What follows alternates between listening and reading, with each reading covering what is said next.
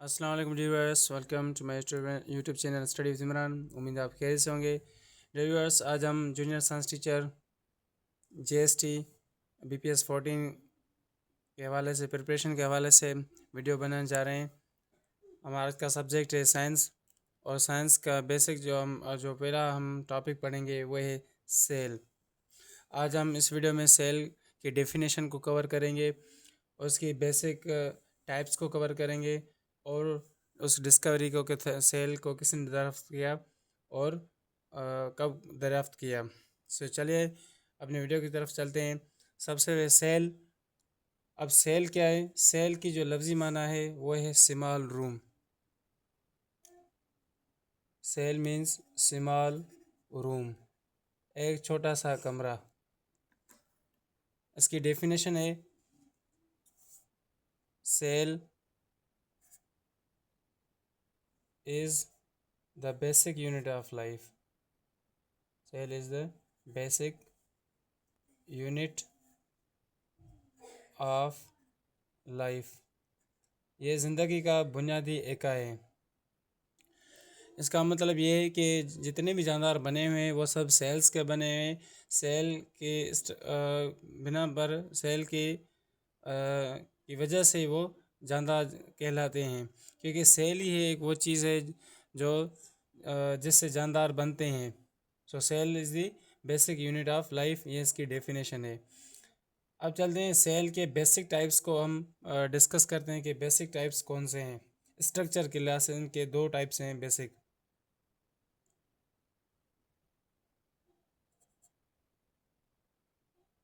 Basic types.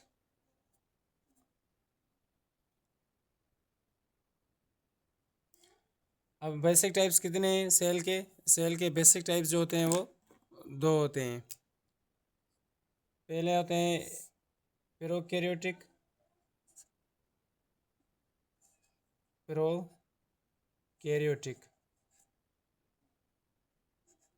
और दूसरे होते हैं यूकैरियोटिक।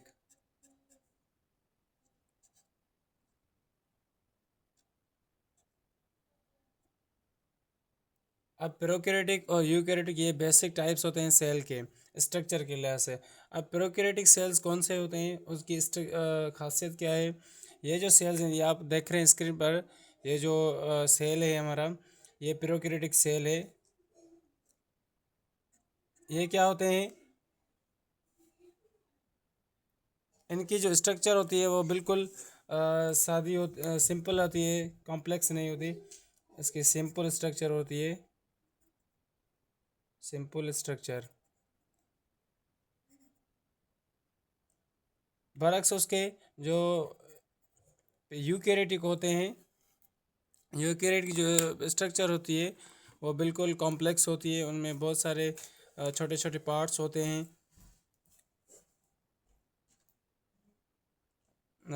यूकैरियोटिक सेल्स की जो स्ट्रक्चर होती है वो कॉम्प्लेक्स स्ट्रक्चर होती है, बहुत पेचीदा इनकी स्ट्रक्चर होती है स्ट्रक्चर। और दूसरी पॉइंट जो है प्रोकैरियोटिक सेल्स की, वो कहती है इनमें कोई भी मुकम्मल एक जो मरकज़ होता है, न्यूक्लियस होता है, वो नहीं होता। No proper nucleus, no proper nucleus जो मरकज़ होता है। अब न्यूक्लियस क्या है? अब हम इसको पढ़ेंगे आगे जाकर, जो सेल ऑर्गेनेल्स पढ़ेंगे हम, तो उसमें पढ़ेंगे कि न्यूक्लियस क्या है और उसका काम क्या है। इसकी जो दूसरी पॉइंट है, इनमें जो प्रॉपर न्यूक्लियस वो मौजूद होता है, have proper nucleus, proper nucleus. इनमें एक मुकम्मल न्यूक्लियस मौजूद होता है। इसकी तीसरी पॉइंट है प्रोकैरियोटिक सेल की, वो कौन सी है? इसका जो डीएनए होता है वो फ्लोट कर रहा होता है पूरे सेल में। DNA floats freely. इसका जो डीएनए होता है, डीऑक्सीराइबो न्यूक्लिक एसिड जो होता है, इसमें फ्रीली। और ये देखें यहाँ पर इसका जो डीएनए है, इसके कोई इसके नज़दीक कोई बाउंड्री नहीं है इसके ऊपर।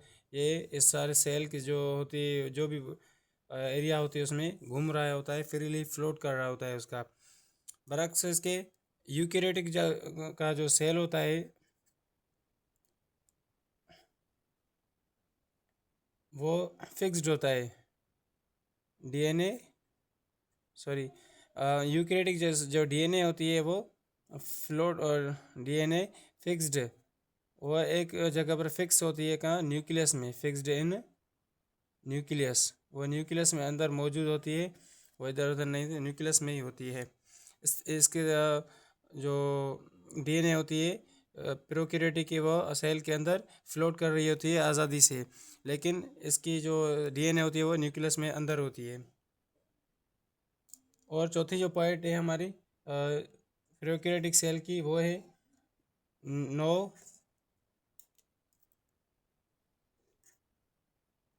Membrane bound celled, no membrane bound organelles.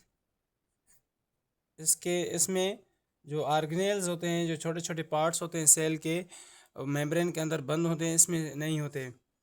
और इसमें हमारे यूकेरियोटिक में हमारे मौजूद होते हैं जो ऑर्गेनेल्स होते हैं, छोटे छोटे पार्ट्स होते हैं सेल के, वो इसमें मौजूद होते हैं। Have membrane bound organelles, organelles. Example है, हम प्रोकैरियोटिक का एग्जाम्पल क्या है?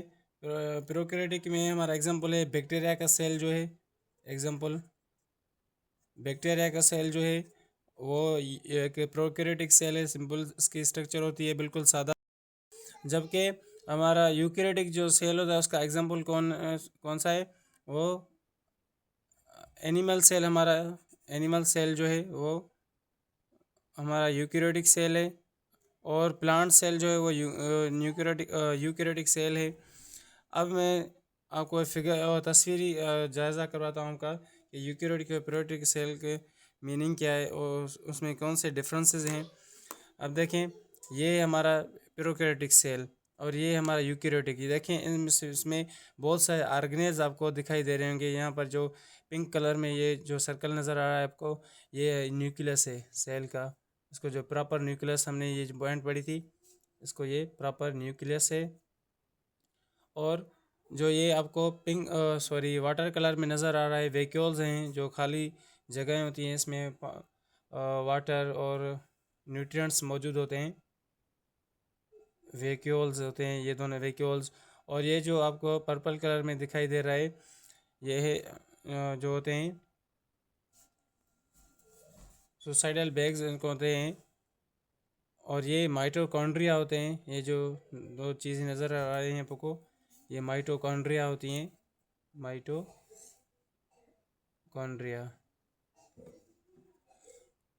देखिए, ये सेल ऑर्गेनेल्स होते हैं, छोटे छोटे पार्ट्स इसमें मौजूद होते हैं, लेकिन बरक इसके देखें प्रोकैरियोटिक में ऐसी कोई भी चीज़ हमें नज़र नहीं आएगी। ये बहुत सिंपल सा एक सेल होता है, बहुत इसकी जो सिंपल स्ट्रक्चर होती है। अब ये हमने प्रोकैरियोटिक यूकैरियोटिक इसके बेसिक टाइप्स कवर किए। और आज चलिए अब हम सेल की जो डिस्कवरी है उसके तरफ चलते हैं।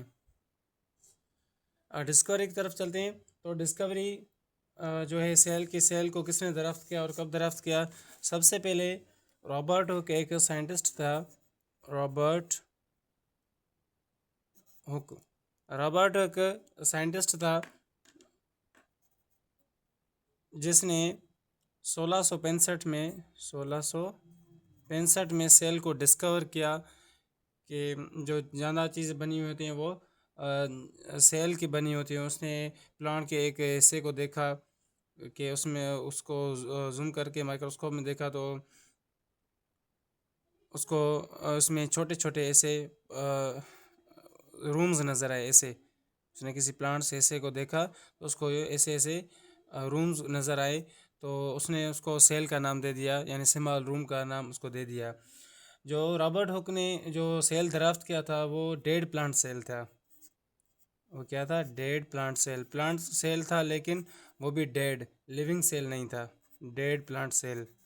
रॉबर्ट हुक 1665 में 1665 में डिस्कवर किया था। जबकि लिविंग सेल किसने दराफ्त किया था? एक साइंटिस्ट था, 9 साल बाद उसने। कौन था वो? Antony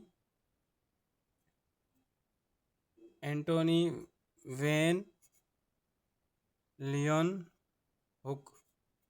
Antony van Leeuwenhoek एक साइंटिस्ट था जिसने 1674 में 1674 में लिविंग सेल जो है दरियाफ्त किया था। 9 साल बाद उसने लिविंग सेल दरियाफ्त किया था। ये था हमारा सेल के बारे में। जो उसकी डेफिनेशन सेल क्या है? स्मॉल रूम है। Cell is the basic unit of life. Cell ज़िंदगी का बुनियादी एका है। जो चीज़ भी जानदार चीज़ है वो सेल की बनी हुई है।